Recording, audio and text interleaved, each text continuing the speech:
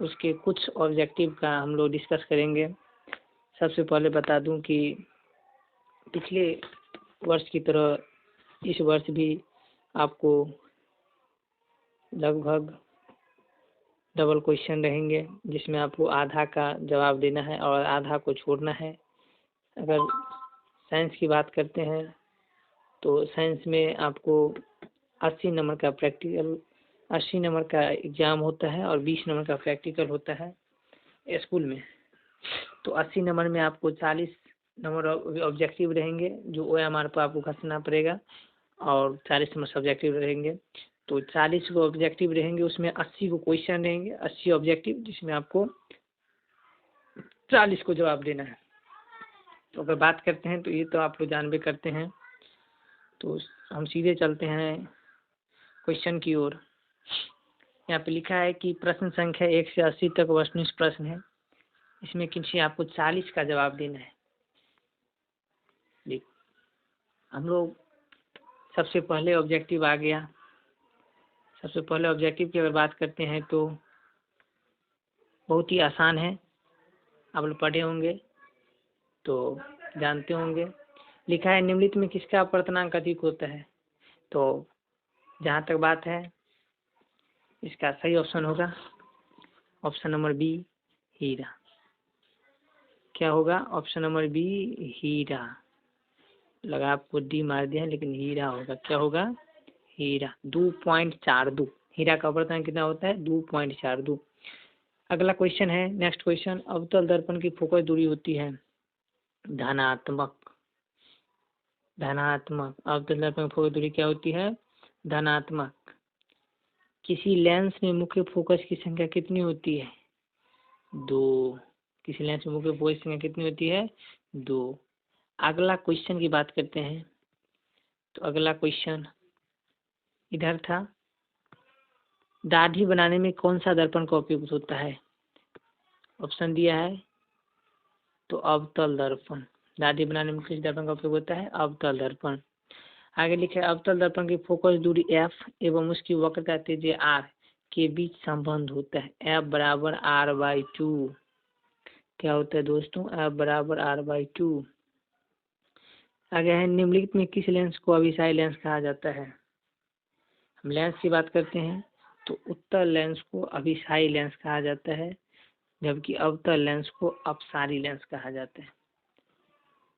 बात करेंगे उत्तल लेंस को अभिसारी लेंस क्यों कहा जाता है, तो हम लोग सब्जेक्टिव का जब डिस्कस करेंगे तो उसमें बताएंगे उत्तल लेंस को अभिसारी लेंस क्यों कहा जाता है और अवतल लेंस को अपसारी लेंस क्यों कहा जाता है। अभी फिलहाल इतना याद रखना है कि उत्तल लेंस को अभिसारी लेंस कहते हैं। अगला है, दृश्य प्रकाश में किस वर्ण का तरंगदैर्घ्य न्यूनतम होता है? सबसे कम तरंगदैर्घ्य किसका होता है? तरंगदैर्घ्य का मतलब होता है दूरी। तो जिसका विचलन अधिक होगा उसका तरंगदैर्घ्य कम होगा। तो बैंगनी का विचलन ज़्यादा होता है, इसलिए बैंगनी का तरंगदैर्घ्य कम होगा। सीधी बात है, कम दूरी तक जा पाती है। अगला है, तारे का टिमटिमाना प्रकाश की किस घटना को दर्शाता है? तो प्रकाश के वर्ण विक्षेपण को दर्शाता है। तारा क्यों टिमटिमाते हैं? तो प्रकाश के अपवर्तन के कारण। कहा गया? तारे क्यों टिमटिमाते हैं दोस्तों? प्रकाश के अपवर्तन के कारण। अगला है, निम्नलिखित में किस में प्रकाश की चाल सबसे अधिक होती है? तो निर्वात में प्रकाश की चाल सबसे अधिक होती है। आगे है, प्रकाश के अपवर्तन के कितने नियम है? तो प्रकाश के अपवर्तन के 2 नियम है। प्रकाश के अपवर्तन कितने नियम है? 2 नियम है। हम लोग जब सब्जेक्टिव का डिस्कस करेंगे तो उसमें बताएंगे कि प्रकाश के अपवर्तन कितने नियम है, कौन कौन है। फिलहाल इतना याद रखना है कि प्रकाश के अपवर्तन के 2 नियम है और प्रकाश के अपवर्तन के दूसरे नियम को हम लोग कहते हैं स्नेल का नियम, जो साइन I बटा साइन R के रूप में होता है। अगला क्वेश्चन है, अगर नेक्स्ट क्वेश्चन की बात करते हैं, जल विद्युत संयंत्र किस ऊर्जा को विद्युत ऊर्जा में रूपांतरित करता है? जल विद्युत संयंत्र किस ऊर्जा को विद्युत ऊर्जा में बदलता है? तो नाभिकीय ऊर्जा है, सौर ऊर्जा है, स्थितिज ऊर्जा है, तापीय ऊर्जा है। तो स्थितिज ऊर्जा होता है। पोटेंशियल एनर्जी को जलता हुआ मोमबत्ती बदलता है। जब मोमबत्ती जलता है तो क्या करती है? विद्युत ऊर्जा को प्रकाश ऊर्जा में बदलता है। गलत बात है। रासायनिक ऊर्जा को प्रकाश ऊर्जा में बदलता है। बी नंबर उसका सही होगा ऑप्शन। एक विद्युत सेल से धारा प्राप्त करने पर इसके सिरों के बीच विभवांतर का मान विद्युत वाहक बल की तुलना में हो जाता है। देखो, एक विद्युत सेल से धारा प्राप्त करने पर इसके सिरों के बीच विभवांतर का मान वाहक बल की तुलना से क्या हो जाता है? कम हो जाता है। क्या हो जाएगा? कम हो जाएगा। अगला क्वेश्चन है, प्रतिरोध का मान बढ़ाने के लिए प्रतिरोध जोड़ा जाता है। प्रतिरोध का मान बढ़ाएंगे तो श्रेणी क्रम में जोड़ेंगे, समांतर क्रम में जोड़ेंगे तो अलग अलग हो जाएगा, इसलिए श्रेणी क्रम में जोड़ने से प्रतिरोध का मान बढ़ाते हैं। विद्युत चुम्बक बनाने के लिए नरम लोहा का प्रयोग किया जाता है।